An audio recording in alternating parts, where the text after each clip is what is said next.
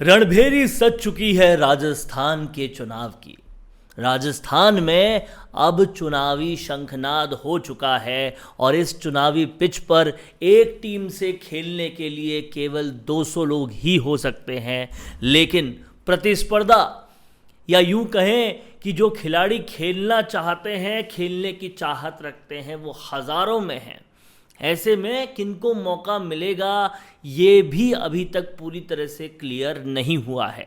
लेकिन जहां तक बात टोंक की आती है तो कैसा होगा टोंक का ये पूरा मुकाबला, और इस मुकाबले में सचिन पायलट की कैसे और क्या भूमिका रहने वाली है, क्योंकि अभी तक तो सचिन पायलट के टिकट पर भी बात हो रही है कि उन्हें टोंक से मिलेगा भी या नहीं। क्योंकि जहाँ पर वसुंधरा राजे को जोधपुर से लड़ने बोल दिया है, जहाँ पर बड़े बड़े दिग्गजों के टिकट के चेंज होने की या नहीं मिलने की बातें चल रही है, वहाँ सचिन पायलट का क्या होगा, कैसा होने वाला है ये मुकाबला, क्या ओवैसी का आना और रमेश विधुड़ी का प्रभारी बनना, इस सब से कुछ फ़र्क पड़ेगा टोंक में। इस सब मुद्दे पर बात करेंगे आज के इस वीडियो में और समझेंगे टोंक का ये पूरा खेला।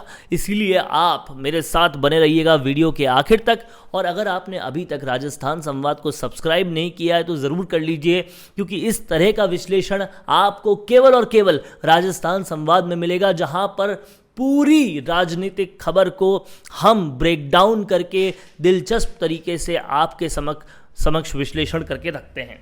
तो बेल आइकन भी दबाइए, सब्सक्राइब भी कीजिए। बात हो रही है यहाँ पर टोंक की।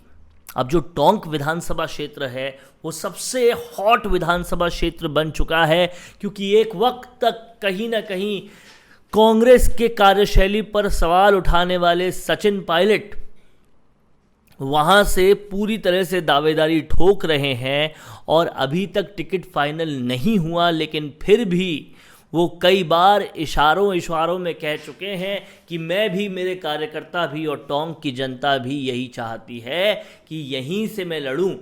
और ऐसे में क्योंकि सचिन पायलट राजस्थान के सबसे ज़्यादा लोकप्रिय, सबसे ज़्यादा जनप्रिय नेता हैं, इसीलिए बीजेपी और दूसरी पार्टियां भी वहां पर अपने बेस्ट कैंडिडेट्स को भेजना चाह रही है। बीजेपी ने जहां ये दाव चला है कि वहां पर प्रभारी के तौर पर पूरे भारत में गुर्जरों में एक अलग पैठ रखने वाले रमेश विधुड़ी को प्रभारी बनाया है, इम्पोर्ट किया है प्रभारी।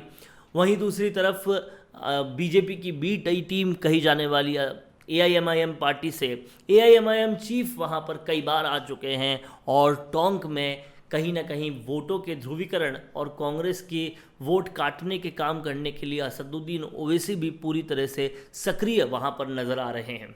ऐसे में सचिन पायलट के क्या समीकरण रहने वाले हैं ये समझना बहुत ज़रूरी है। देखिए, सचिन पायलट एक ऐसे नेता हैं जो विधायक बनने के बाद शायद सबसे ज़्यादा बार अपनी कंस्टिट्यूएंसी में गए हैं। नहीं तो शिकायत जनता की यही रहती है कि विधायक जीतने के बाद हमें ढूंढते तक नहीं, पूछते तक नहीं, हमारे पास आते तक नहीं। लेकिन सचिन पायलट कंसिस्टेंसी के साथ लगातार न सिर्फ दौरे करते हैं, समस्याएं सुनते हैं, बल्कि उनकी सुनवाई और वहाँ तक, यहाँ तक भी करते हैं कि ज़्यादा से ज़्यादा चीज़ों को, सौगातों को, उद्घाटनों को वहाँ पर करें और लोगों की समस्याओं को हल करें।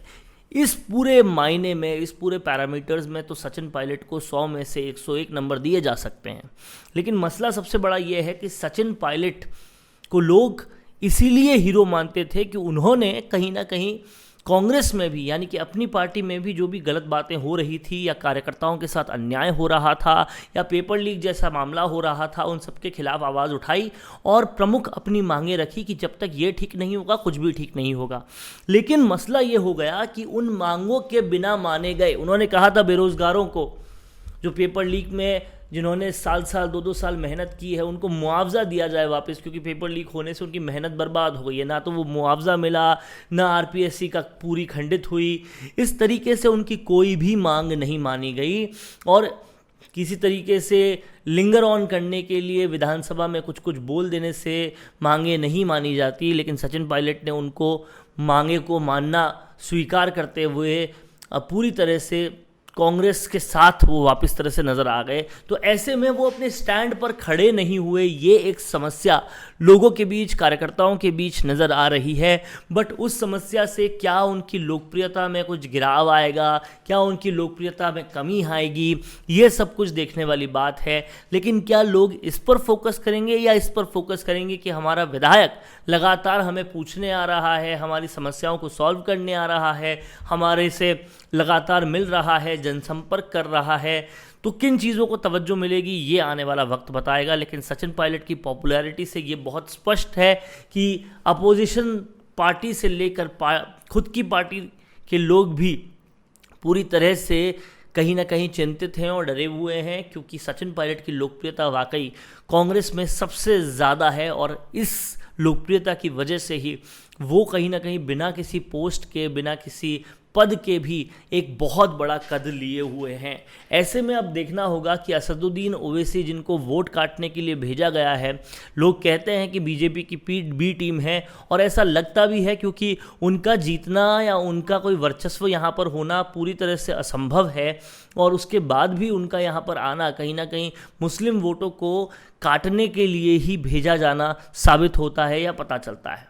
ऐसे में उनका होना और फिर रमेश विधुड़ी का इस तरीके से बीजेपी से भेजा जाना कहीं ना कहीं दिखाता है कि गुर्जरों को वोट भी कम करने की पूरी तरह से कोशिश की जा रही है। अब ऐसे में गुर्जरों के वोट और मुसलमानों के वोट दोनों ही टोंक से अगर कम करने की कोशिश की जाएगी, और किसी तरह से भी ये कोशिश अगर कामयाब होती है, तो सचिन पायलट को कितना नुकसान पहुंचेगा, इस बात को अगर हम समझने बैठते हैं तो हमें ये समझना चाहिए कि सचिन पायलट अब केवल गुर्जरों के नेता नहीं हैं या कोई मुस्लिम समुदाय को बरगला सकता है बाहर से आकर, ऐसा भी नहीं है, क्योंकि सचिन पायलट को युवा कहीं ना कहीं अपना आइडियलेशन मानते हैं। उसके अलावा जनता के बहुत बड़े तबके जैसे किसान से लेकर और तमाम लोगों तक भी सचिन पायलट को बहुत मानते हैं। अब ये मसला दूसरा है कि उनके इस तरह से अपने स्टैंड पर नहीं रहने के कारण अगर कुछ फॉलोइंग कम हुई हो तो एक सवाल है। लेकिन ये फॉलोइंग भी कम दिखती नहीं है, क्योंकि सचिन पायलट ने हालिया जो दौरे किए टोंक में, जब प्रियंका गांधी आई तब भी सचिन पायलट के लोग समर्थकों में कोई कमी नहीं थी, नारेबाजियों में कोई कमी नहीं थी, इसलिए वो कमी इतने तौर पे देखी नहीं जा रही है। इसलिए पूरी बात का निष्कर्ष यही है कि सचिन पायलट के सामने चाहे ओवैसी खड़ा कर दो या विधुड़ी, अगर सचिन पायलट को हाईकमान आला कमान टिकट दे देती है टोंक से, तो वो टोंक से जीत सकते हैं। लेकिन यहाँ पर बड़ा सवाल ये है कि उनको टिकट मिलेगा या नहीं, क्योंकि उनके ऊपर कहीं ना कहीं उनके खिलाफ राजनीति करने वाले उनके पार्टी में भी तमाम सारे लोग हैं।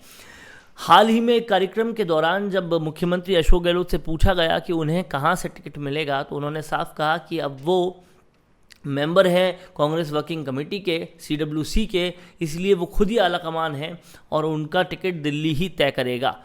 इस तरह से कहीं ना कहीं बातों को टालना और अंदर खाने जो हो रहा है वो हम सबको पता है।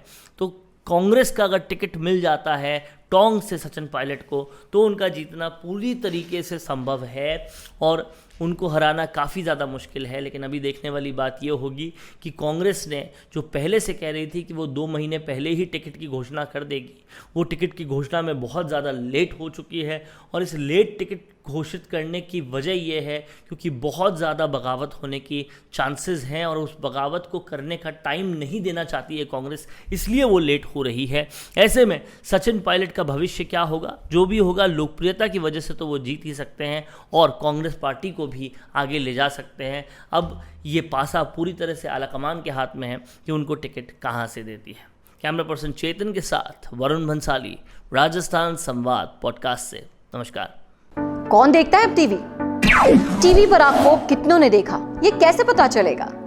घर घर इंटरनेट पहुंचने के बाद अब सब कुछ है डिजिटल। आपका वीडियो कितनों ने देखा ये हर पल आपको पता चलेगा, इसलिए डिजिटल मीडिया में बनाइए अपनी पहचान। 4.5 करोड़ से ज्यादा व्यूज और 3,27,000 से ज्यादा सब्सक्राइबर वाले राजस्थान के चैनल राजस्थान संवाद पर करवाइए कवरेज। ज्यादा जानकारी के लिए व्हाट्सएप करें 7339900549 पर।